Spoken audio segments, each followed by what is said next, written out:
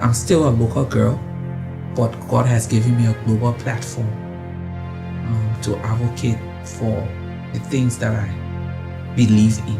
Art of Reconciliation, die Kunst der Versöhnung. Since its founding in 2011, Art of Reconciliation has organized international artistic and cultural projects focused on the topic of reconciliation. Eine der Aufgaben von AOR ist es, Friedensnobelpreisträgerinnen nach Österreich zu bringen.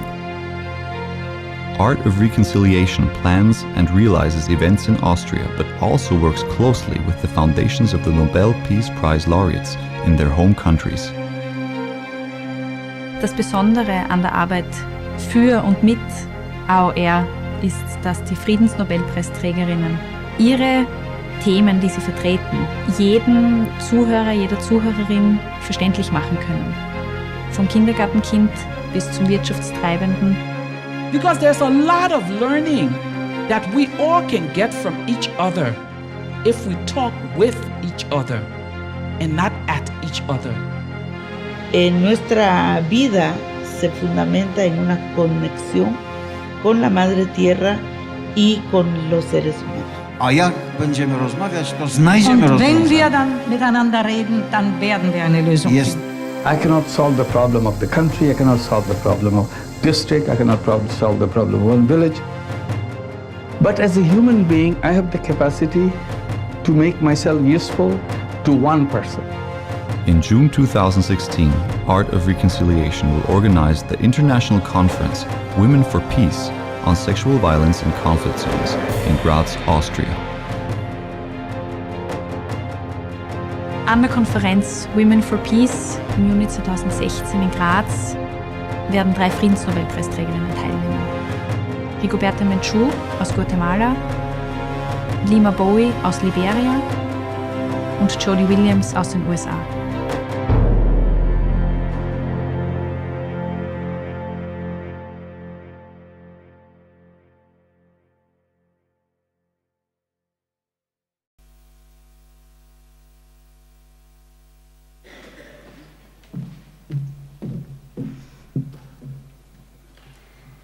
Ladies and gentlemen, distinguished guests, good morning to you all. On behalf of Art of Reconciliation, I would like to welcome you all to Graz, to the Women for Peace Conference 2016. Who would have thought 5 years ago, when a former politician and an Irish folk musician created a cultural initiative to show the world how reconciliation processes can work, that one day we would organize an event such as this, in this magnificent venue at Congress Graz. I would like to thank the Austrian Foreign Ministry, as well as the province of Styria and the city of Graz, for their valuable support in bringing this conference to life. Today it is my great honor to welcome 3 Nobel Peace Prize laureates: Lima Bowie, Rigoberta Menchú and Jody Williams.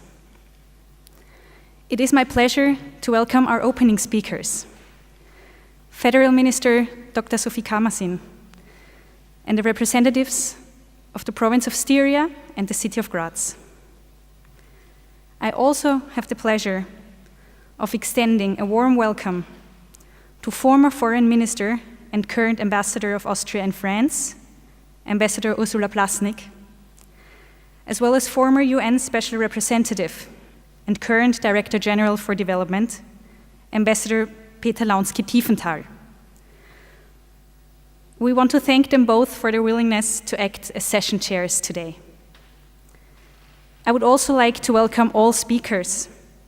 We look forward to interesting discussions over the course of the day.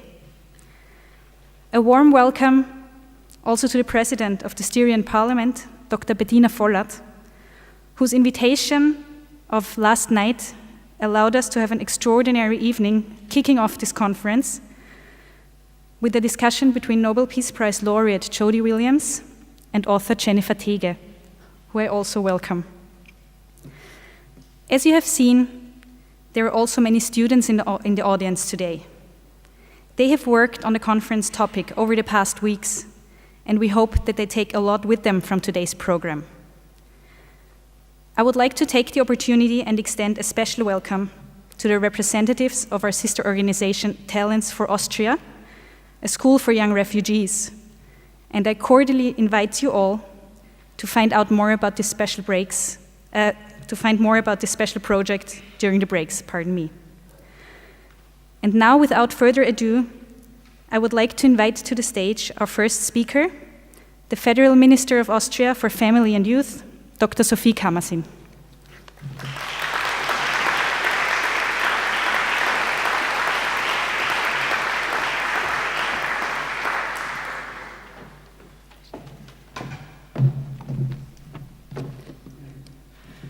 Dear ladies and gentlemen, I'm sorry I was asked if I would like to speak in German or in English, and I repeated to say in German, so that's why I speak in German. I hope this is okay for you.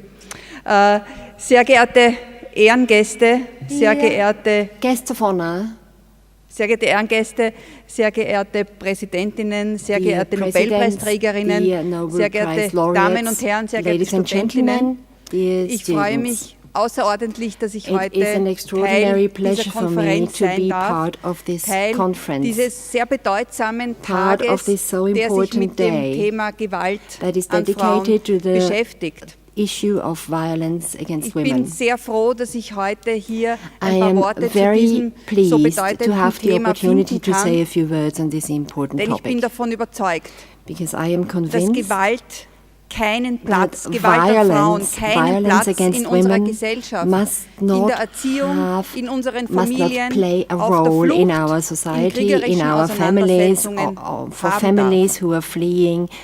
Es gibt keine Toleranz violent conflicts. Gewalt. There must be no tolerance for violence. Und die Politik hat hier eine große Verantwortung, Politicians are called upon to live up to their responsibility. Und jegliche Prävention im Sinne der Gewalt, Politicians have to do zu whatever unternehmen. they can in order to prevent violence by adopting the respective laws and creating the legal framework.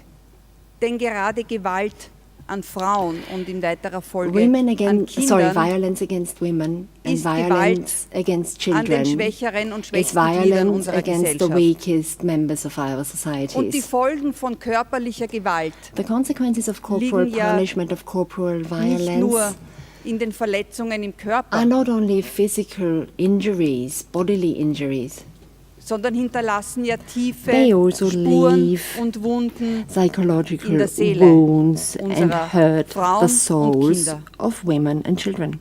Und es sind langfristige Folgen, wie Sie wissen. And these consequences are long-term. Es geht um Wut, es geht um Depression, We are um talking Scham of shame, depression and anger. und letztlich ein Leben, das nicht von Glück, Zufriedenheit und Zuversicht And geprägt these ist. women are deprived a life of happiness and optimism. Und deswegen, glaube ich, ist diese Veranstaltung so wichtig und so And this entscheidend, is why I believe um that this hier conference is so important. den gemeinsamen Schulterschluss gegen It is Gewalt important that we join an forces Frauen against violence und in against weiterer women Folge an Kinder and zu violence against reduzieren. children and to reduce violent action. Und ich bin sehr froh, hier so viele I am zuversichtliche, very happy to engagierte see so many committed and optimistic people here. und überzeugte Frauen und Männer zu sehen, die sich gegen den Kampf To see men and an women Gewalt an Frauen who have committed einsetzen. themselves to fight against violence against women. Und lassen Sie mich noch ein Wort zur Einleitung sagen. One more word. Ich finde es erstaunlich, dass in der Einleitung darüber gesprochen wird, dass Miteinander reden so ein entscheidender Faktor ist. I think that we heard in the video that talking to each other is a decisive fact, and somehow that comes as a surprise. Weil gerade miteinander reden, denke ich, eine besondere Because I believe that Kompetenz talking von to each Frauen other is a core skill and competence of women, after all. Deswegen, ich freue mich sehr auf diese Konferenz über die guten Gespräche, I den am guten very much looking Dialog forward to this conference. I'm looking forward to discussions, to dialogue, zu einem Ergebnis, das jedenfalls unsere Welt ein Stück weit and näher may an it be eine Welt crowned by ohne a result Gewalt, that brings us closer to a world without violence, Gewalt an Frauen. a world without violence against women. Dankeschön. Thank you.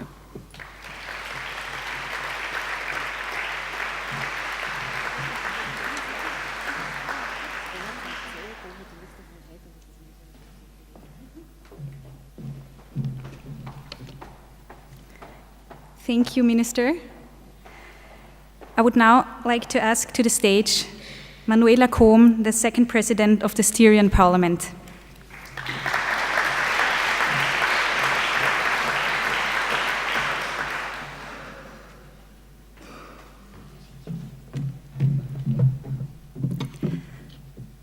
Excellencies, ladies and gentlemen, in the name of our Governor Hermann Schützenhöfer and in my own capacity as the second President of the Styrian Parliament, I am happy to welcome you in our beautiful federal province, Styria, Steiermark. Steiermark, a place where peace is a matter of course. Peace. But what is peace? Is peace the poor fact that no bombs are thrown and no bullets are fired? What about cars set on fire? What about broken window glass? What about fellow humans being excluded or discriminated? Are we allowed to proclaim peace as long as our neighbors are permanently arguing, as long as domestic violence is a matter of fact? Sexual violence is very much an issue if we speak about people living in war zones and people who try to escape from these terrible places. But it is also an issue in our country. Frequently unnoticed if it happens inside families.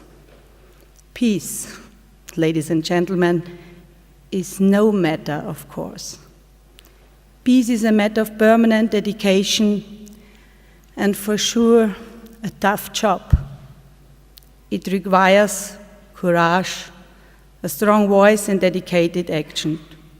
Sincere thanks to our guests of honor, their voices and their activities. Thank you very much.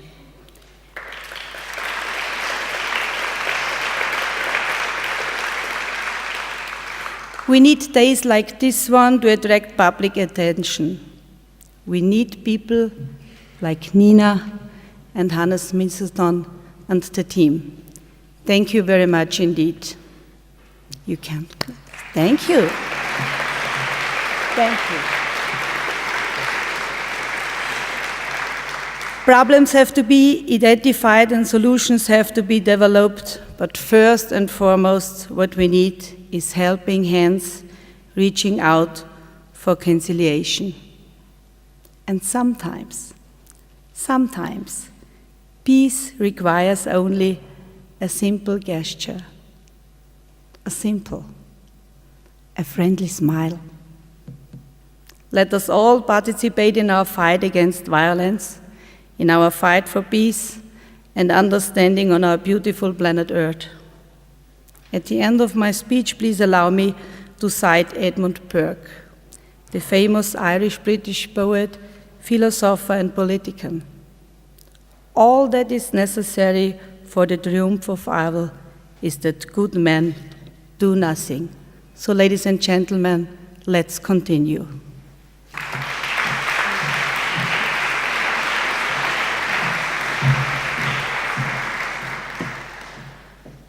Thank you, Ms. Kohm, for these kind words. The pleasure is all ours. I welcome to the stage Mr. Thomas Rajakovic, spokesperson of the Mayor of Graz in representation of Mayor Siegfried Nagel.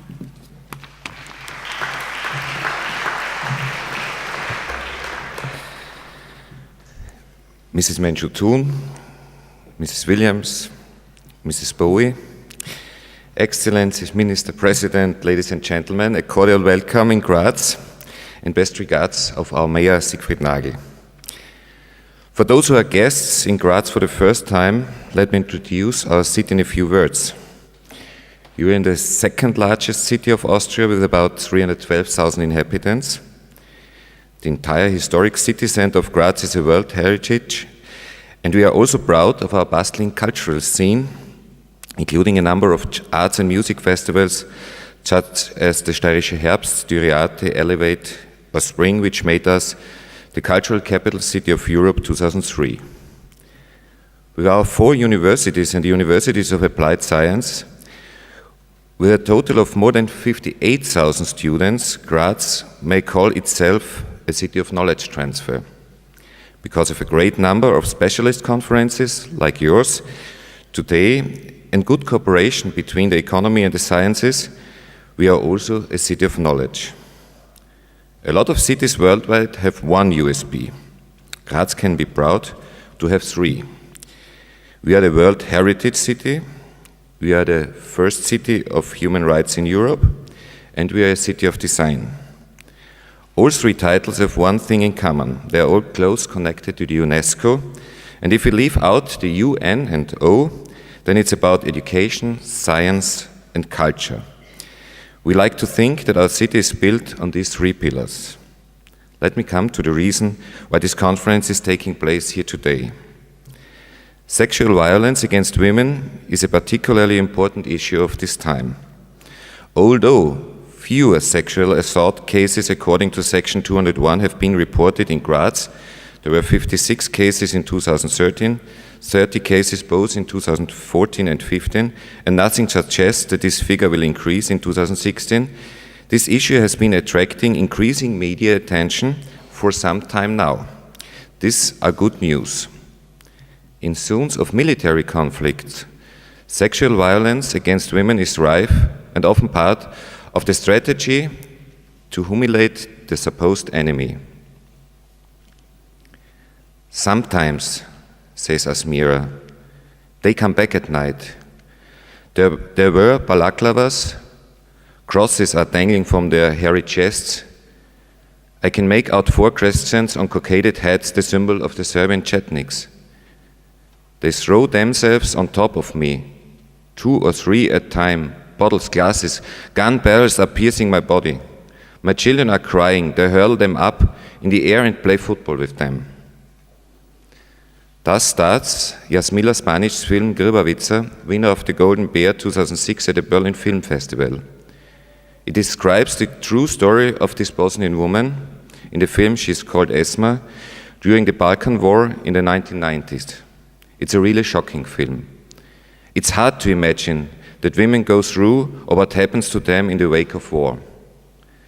The tragedies that women suffer when they flee their homes are beyond comprehension. The UNHCR believes that 80% of women fleeing on their own are raped at least once on their journey as they strive to reach a safe place. Rape is one of the most terrible crimes of war because usually it's difficult to prove afterwards, and not least because there are still cultures that pin the blame on women if they are raped. This is why I'm very proud that Graz can host this conference dedicated to this subject with such distinguished speakers. Now I pass the floor to our international speakers. I would like to wish the Women Peace Conference a fruitful outcome and hope to be able to welcome you soon in our city. Thank you very much.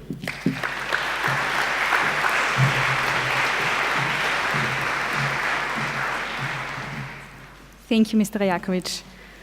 It is my honor to now invite onto the stage Ambassador Peter Launski-Tiefenthal, who will convey a brief welcome on behalf of Sebastian Kurz, Federal Minister for Europe Integration and Foreign Affairs.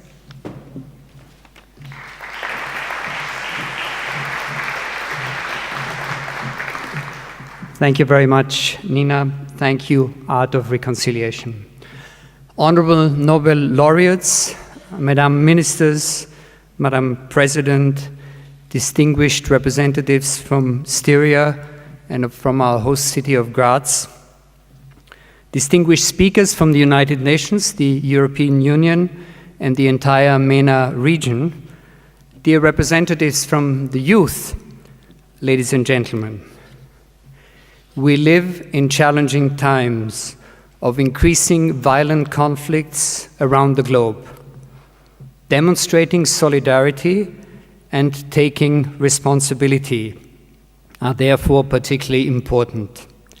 As a consequence, solidarity and responsibility should be at the center of any foreign policy. One of our biggest challenges for international peace and security is the fight against sexual and gender-based violence in armed conflicts.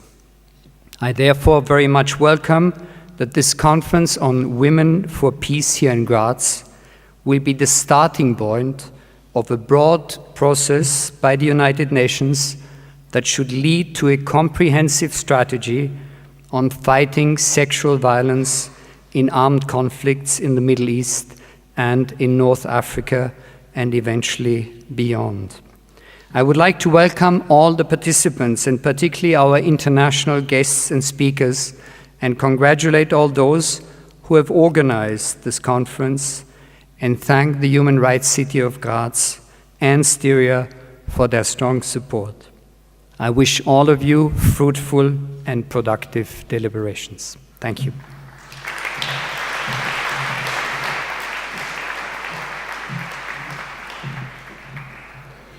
Many thanks, Ambassador. The following greeting words will be conveyed by Ms. Zainab Hawa Bangura, UN Special Representative of the Secretary General on Sexual Violence in Conflict. She unfortunately could not be with us today in person, but she was so kind to send us a video message. So please, may I just remind you to turn off your mobile devices so we have no unexpected interferences. Many thanks.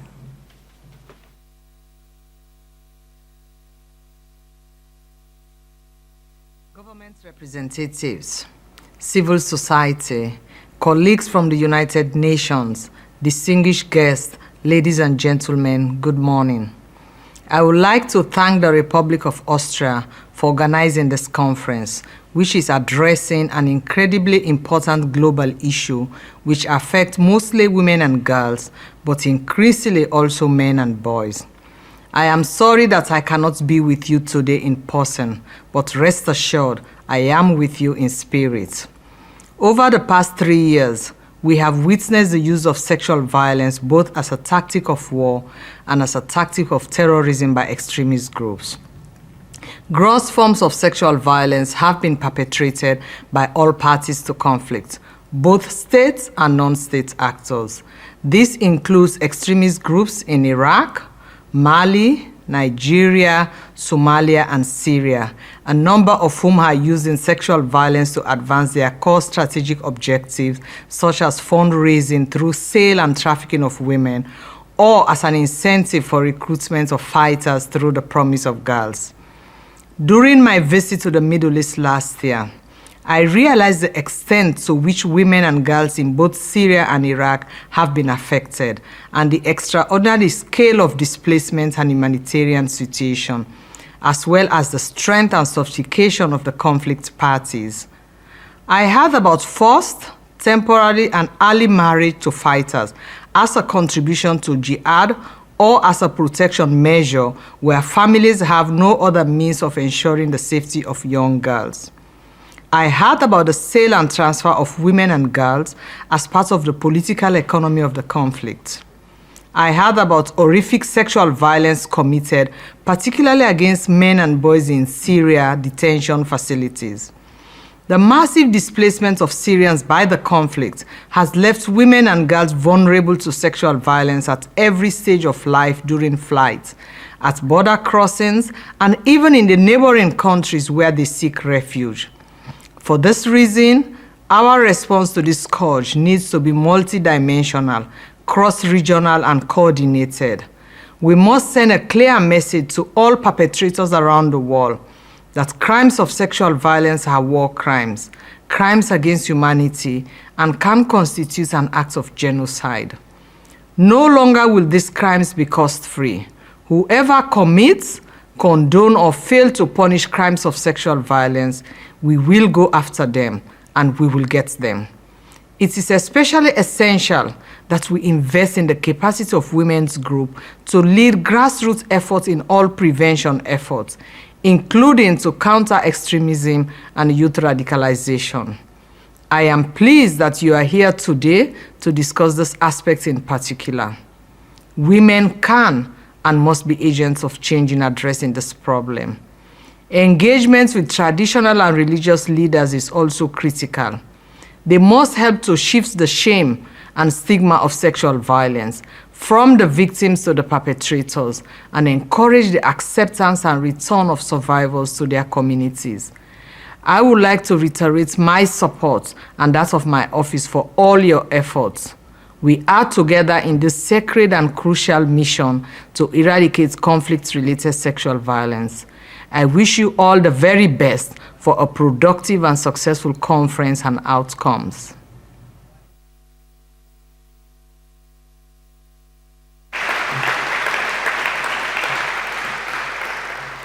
Ladies and gentlemen, following these initial statements, it is my pleasure to now present to you today's keynote speaker, Dr. Rigoberta Menchú Tum, a Maya Quiché woman and outstanding social leader. She has been involved in many social initiatives and the fight for recognition of women's and indigenous rights from a young age on.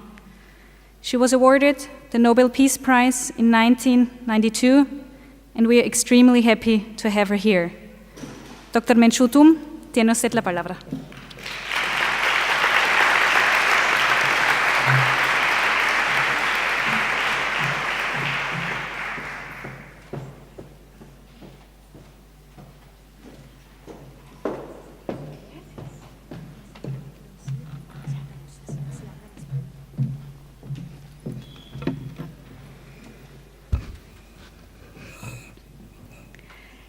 Sakarik. Sakarik chuchuib, sakarik tataib, nimlach martioshko laural. En primer lugar, first of all, es un gran honor estar I would like aquí to say this is a great honor for me to be el here, Estado Federal de Styria, to be here in the province of Styria, Graz, here in Graz. Como hemos oído, una ciudad muy As we have heard, famoso, this is a famous city, especialmente por especially la integración de su for población, its efforts of integration. donde aquí coexisten Here we muchas see a lot religiones, of different religious groups, coexisten muchas communities, culturas, different cultures that live y together, sobre todo, pues, different tiene una ethnic historia communities. And the city también de obviously lucha has por a la paz. history that Gracias shows por that it is esta fighting for hospitalidad, peace. Thank you very much for y your también es un honor hospitality. estar aquí It's al an lado honor de for mis me hermanas, to be here together with premios Nobel de my Paz, sister Nobel Judy laureates Lema, Judy Lema, y la iniciativa de and Mujeres the Premios Nobel initiative de Paz of que the dirige female nuestra Nobel hermana, Prize laureates that Judy has been directed desde by hace Judy casi 10 años. for almost 10 years.